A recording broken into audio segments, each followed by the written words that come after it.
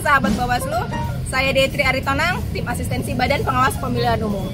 Sesi kali ini kita akan belajar mengenai meningkatkan keterampilan atau kemampuan berkomunikasi.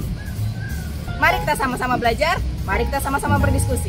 Sahabat Bawaslu, berkomunikasi adalah salah satu keterampilan yang harus dimiliki pengawas partisipatif. Sebab, selain memantau tahapan pemilu dan pilkada, serta melaporkan dugaan pelanggaran kepada Bawaslu, sahabat Bawaslu juga perlu menularkan semangat pengawasan partisipatif pemilu. Dengan komunikasi yang efektif, sahabat Bawaslu dapat memengaruhi orang lain, baik keluarga, rekan, atau kerabat, untuk bersama kita mengawasi pemilu dan pilkada. Ada 3 jenis keterampilan komunikasi. Sahabat mungkin menguasai salah satu atau lebih di antaranya. Pertama, keterampilan komunikasi lisan, pidato, presentasi, atau public speaking. Kedua, keterampilan komunikasi tulisan, seperti memo, surat, laporan, opini, bahkan blog. Terakhir, keterampilan komunikasi visual, seperti gambar, bahkan rambu lalu lintas. Keterampilan komunikasi tersebut tersalurkan dalam saluran komunikasi yang terbagi menjadi 2 bagian besar, saluran komunikasi pribadi atau personal dan saluran komunikasi non-pribadi atau non-personal. Saluran komunikasi pribadi dilakukan 2 atau lebih orang secara langsung. Mereka dapat bertatap muka, telepon, surat elektronik, atau percakapan di internet. Saluran ini memungkinkan adanya umpan balik antar peserta. Sedangkan saluran komunikasi non-pribadi adalah penyampaian pesan tanpa kontak atau interaksi pribadi. Misalnya melalui media seperti koran, website, program untuk mengkomunikasikan produk. Adapun media yang lazim digunakan dalam berkomunikasi saat ini adalah televisi, reklame luar ruang, internet, radio, dan media massa cetak. Setiap media komunikasi tersebut memiliki kekuatan, kelemahan, bahkan peminatnya masing-masing.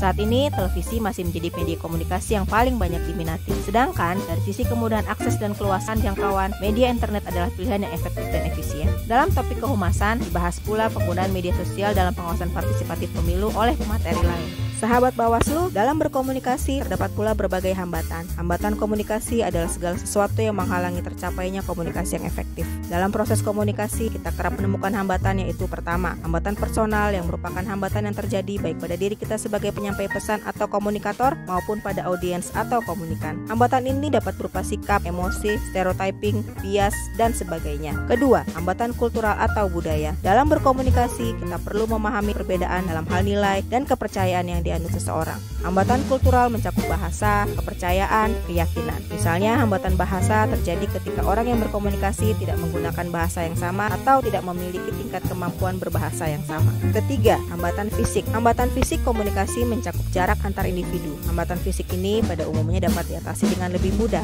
Keempat, hambatan lingkungan. Ada hambatan yang tidak disebabkan oleh peserta komunikasi. Beberapa faktor lingkungan turut mempengaruhi proses komunikasi. Pesan yang kita sampaikan kepada lawan bicara dapat terhambat oleh faktor lingkungan, yaitu latar belakang fisik atau situasi di mana komunikasi terjadi. Hambatan lingkungan ini mencakup tingkat aktivitas, kenyamanan, gangguan jaringan, serta waktu. Sahabat Bawaslu, kecenderungan alami seseorang manusia adalah ingin lebih dulu dimengerti. Maka, untuk menekan hambatan tersebut dan meningkatkan efektivitas proses komunikasi, ada beberapa hal yang dapat kita lakukan. Pertama, pelajari dan kuasai pesan yang ingin kita sampaikan pada audiens. Misalnya, jika kita ingin berkampanye mengenai pemilu atau pilkada bersih tanpa politik uang, kita harus menguasai apa itu politik uang, mengapa politik uang itu haram atau dilarang, apa saja jenis politik uang, apa dasar hukumnya, apa sanksinya, dan bagaimana mekanisme pelaporannya. Kedua, kita harus mengenali komunikan atau audiens yang menjadi lawan kita berkomunikasi. Dengan mengenal audiens, kita dapat menentukan bagaimana cara berkomunikasi yang tepat. Misalnya menggunakan bahasa apa, dengan gestur bagaimana, atau menggunakan media apa. Terakhir, yang tidak kalah penting adalah memilih saluran dan media komunikasi. Ini juga memengaruhi efektivitas penyampaian pesan, karena audiens yang berbeda kadang menggunakan media yang berbeda pula.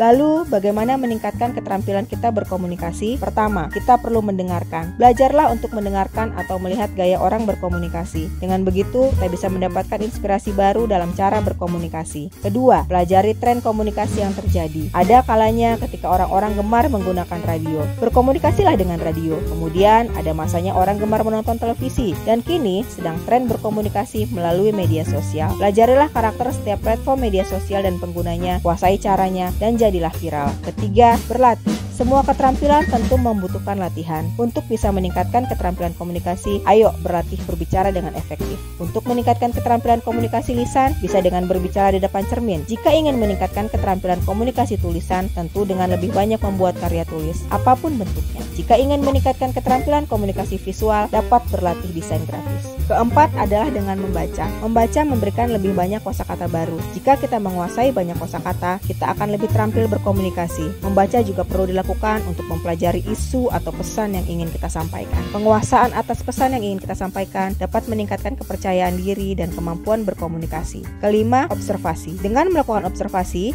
kita dapat mengumpulkan informasi tentang beragam cara orang berkomunikasi, mulai dari pemilihan media, penentuan bahasa. Sesudah observasi, tentu kita bisa menerapkannya. Keenam, yang penting juga adalah berkomunitas. Dengan berkomunitas atau bergaul, kita akan lebih mudah mendapatkan rekan diskusi yang dapat menjadi medium latihan peningkatan keterampilan komunikasi. Dalam bergaul juga kita jadi tahu tren komunikasi. Ketujuh, jika memungkinkan, ikutilah pelatihan langsung dari para ahli. Dan yang terakhir, yang penting juga adalah evaluasi. Dengan melakukan evaluasi, kita tahu apa kekurangan kita dalam berkomunikasi dan memperbaiki serta mengimprovisasi kemampuan kita. Baiklah, itu tadi pemantik diskusi kita. Sekarang saatnya kita berdiskusi. Salam!